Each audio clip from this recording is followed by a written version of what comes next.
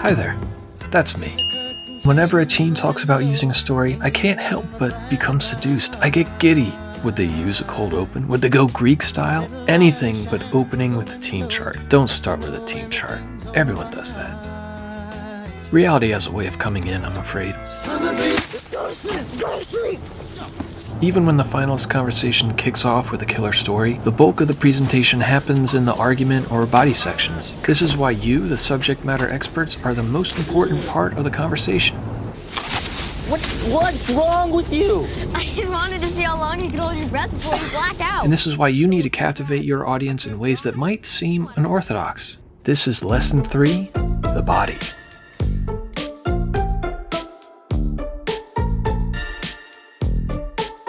Winning.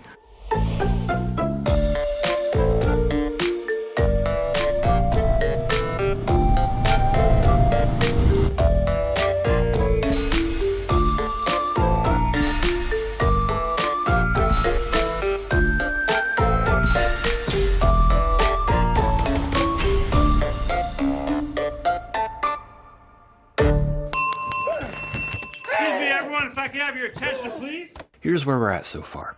Probably wondering why we gathered you here tonight. The CE kicks off the presentation with a story. Greek style, cold open, direct parallel. See video lessons 1 and 2. Dale. Check. No, please, Dale. However the CE decides to begin, Yeah, well, just hold on a sec. Jack, for your... we've been advising teams to tell a story that land on 3 value drivers.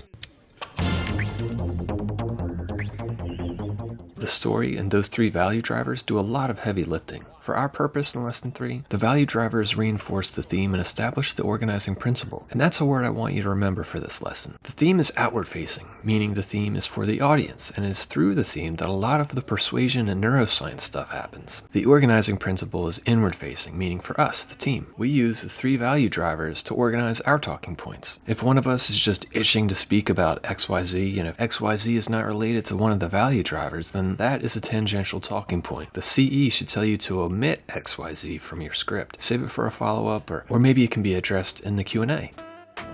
Now, the inevitable question. Can't we just add one more value driver?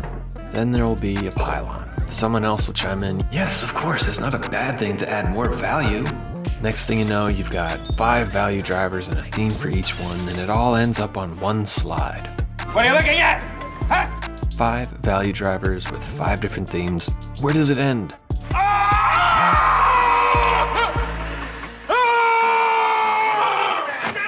3 value drivers. 3. I know it's hard. With the resources and data at Marsh, it must feel like an embarrassment of riches.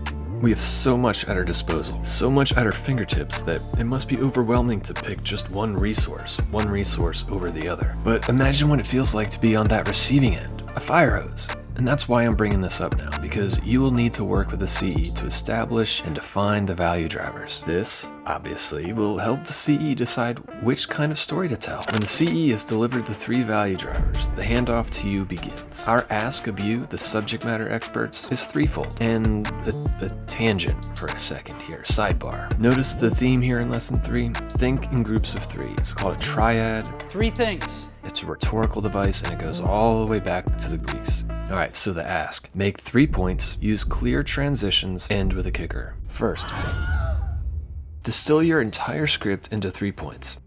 And yes, I did just feel your eyes roll right now. You have 10 things you need to address. Now you're being advised to make just 3? No, keep your 10 items. Just separate your 10 items into 3 categories, 3 buckets if you will. This is the whole organizing principle part. Your 3 buckets should align with one of the 3 value drivers. Maybe they align with all 3. Fine. But the idea is to be obvious with your messaging. Say FinPro, Cyber, and Property are all presenting. You can open your subject matter expertise with, I don't know, something like, Today, I want to tell you 3 stories from my life. That's it.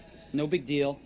Just 3 stories. And you might be thinking, every subject matter expert needs to begin the same way? No, and we can talk more about this in the room. Briefly though, in the other videos I talk about the 3 C's. The 3 C's can go in any order. For the CE, it might make sense to end the story with clarity. Doing so is a good transition from the hook to the bridge, and that's why we're here today. For you, however, if you don't want to open with the Steve Jobs commencement speech, or maybe it doesn't quite fit, Today, maybe a story would give better context to the value driver you're supporting. So you might begin your story with clarity by saying, I'm going to tell you a quick story about service. And, you're not necessarily sharing 3 stories from your life, but this speech is the inspiration for the body section. You might change the script to say, I'm Ken. I'm just kidding. And I'm going to throw a lot at you. But what I want you to remember are these 3 points that will muscle up your property program. You might even include a slide that looks like this before you get into your deep dive of their program.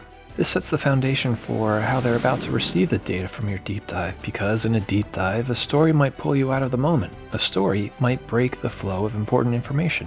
Repeating themes and memes in your data deep dive set off a chain reaction that connects to all the neuroscience stuff we've been talking about. Decision is connected to emotion. Emotion is connected to story. Story is connected to theme. Theme is connected to meme. So in this example, muscle up your program was the theme I just made up. Maybe it's a big name fitness center. Maybe the word flex could be used as a meme when talking about key milestones or short-term goals. You want them saying the theme and memes back to you. Research shows they will probably forget the data by the time you move to the next slide, but they won't forget this. For it is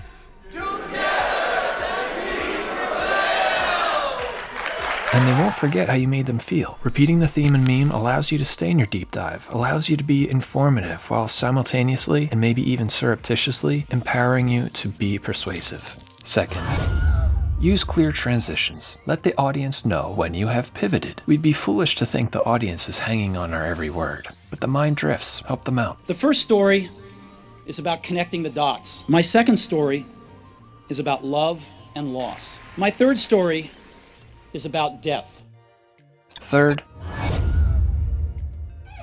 end with a kicker. I'm not in the room during your finalist conversations, but I am in all the rehearsals for my teams, and most of the time a specialist ends by stopping, pausing for a moment, and in a softer tone saying, "That's all, I'm done." What is a kicker? It's not a summary, not a restating of everything you just said. A kicker crystallizes and resonates. This is different from a conclusion. A conclusion just ends. It doesn't move forward. A kicker moves backward and forward at the same time. Here's what I mean. A kicker crystallizes your point. It ties everything up, closes the loop. Makes sense, right? Simultaneously, the kicker resonates with the listener. Resonate is in the actual meaning as in a reverberation. So a pun, a witty saying, a quip reverberates. Repeating the theme and or meme will reverberate because the theme and or memes were set up already by the CE with the story. The resonating part does the work of all the neuroscience stuff we've been talking about, including resetting the attention span clock. Remember the 10-minute rule from lesson 1? The 10-minute rule takes effect.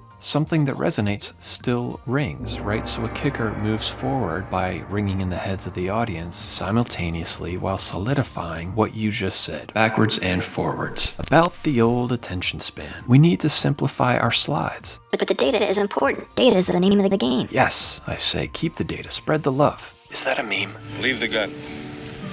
Technical knowledge. But get it off one slide. But I want to show an overview of the catalog of work I've done. They need to know how hard I've worked for them. You know what? I can make that concession. Show the overview. No one has the data or resources like we do. I can see the overview like a world map. Just please move on to the local view. Here's what a typical slide might look like. It's not an actual slide from a deck because, privacy or whatever. Now, what's the most important thing on this slide? You might think I'm going to pause to let you figure it out, but I'm not going to, because we don't pause, we talk over it. We might even say, without irony, something like, "Sort of a busy slide here," but onward we go. And are you even trying to read the slide, or are you listening to me? Are you trying to figure out the most important message of the slide? Want me to point it out to you? It's in red font on the left. No, there's no red font, sorry. It's white font, black. My bad. It's on the right. But the middle's pretty good too. See, you don't know what makes this important. And that's the point. Research shows we can't read and listen at the same time, so try to find ways to simplify your slides. Maybe it's a matter of breaking up that one slide into 3, but don't assume our audience is following when our slides are left to right, top to bottom, full of data. How do we simplify our slides? We'll talk about this and more when we meet on Zoom, or maybe we'll meet in person. And look, I'm sure you have many questions, but this video is not intended to get you on your way. Instead, this video is simply trying to prepare you for our time together on Zoom or in person, and to make sure that time is time well spent. Oh, and yeah, I bet there's one more question you have that I can answer real quick. I made a big deal about repeating themes and memes. You might be wondering, how many times am I supposed to repeat these phrases? 6, 7! Come on, you didn't see that coming? Thanks for your time. See you at the training.